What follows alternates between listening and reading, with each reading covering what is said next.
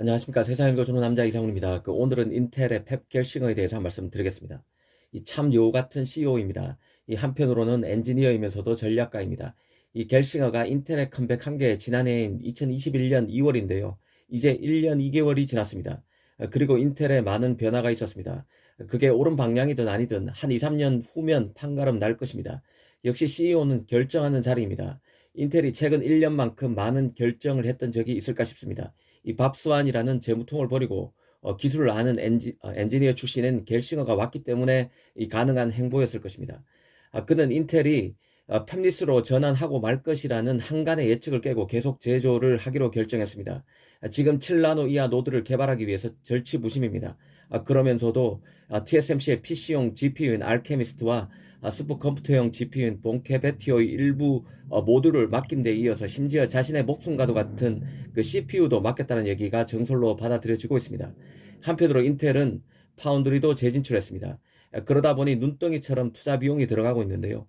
그런데 여기서도 미국의 막대한 보조금, 유럽의 보조금을 따내는 수완을 보이고 있습니다. 그래서 겔싱어는 요 같습니다. 칩을 맡길 때는 최고의 파운드리 TSMC를 철저히 활용하고 어르면서도 이 보조금을 타낼 때는 아시아를 배제해야 한다는 정치질에 열중하고 있습니다.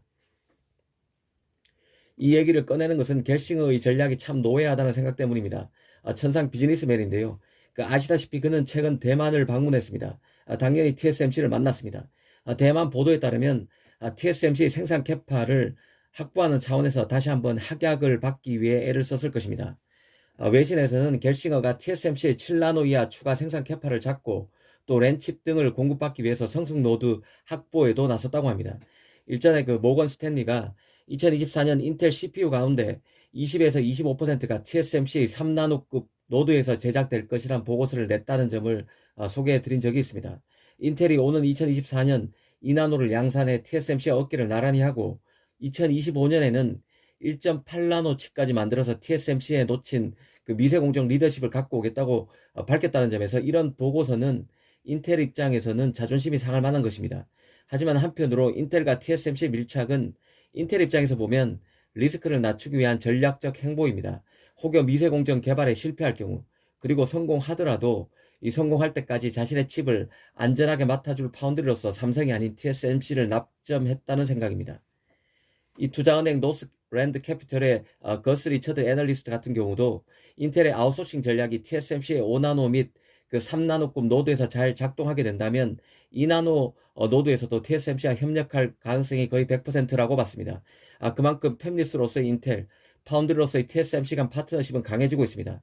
인텔로서는 TSMC의 웃돈을 주고서라도 생산 라인을 잡아서 프로세서 경쟁사인 AMD, 엔비디아 그리고 애플을 견제하려는 목적도 있을 것입니다. 이들 업체가 모두 TSMC 생산 라인을 활용하고 있죠.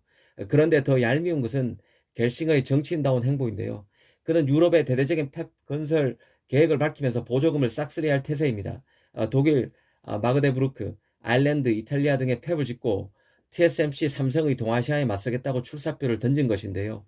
유럽에 쓸만한 제조사가 없고 TSMC, 삼성이 이미 미국에 공장을 짓기로 한 만큼 유럽으로 다시 팹을 짓지 않을 것으로 보고 무주공산이 된 유럽의 돈 보따리를 모두 자기가 가져가겠다고 보는 것이죠. 인텔을 마치 유럽 기업인 양 속으로 묶어서 보조금을 독차지하려는 움직임을 보이고 있습니다. 그런 겔싱어가 정작 자신의 본국인 미국에서는 삼성 TSMC가 보조금을 못 받도록 하기 위해서 마이크론과 동맹도 체결했는데요. 아이러니하는 것은 인텔과 마이크론은 얼마 전 이혼한 사이입니다. 바로 옵테인이라는 디램을 대체할 만한 메모리를 함께 수년간 공동으로 작업하다가 최근 수지가 안 맞자 결별한 게 바로 인텔과 마이크론인데요. 이제는 미국 반도체를 위한 진성업체가 어디인지 가시하기 위해서 손을 잡는 척한 것입니다.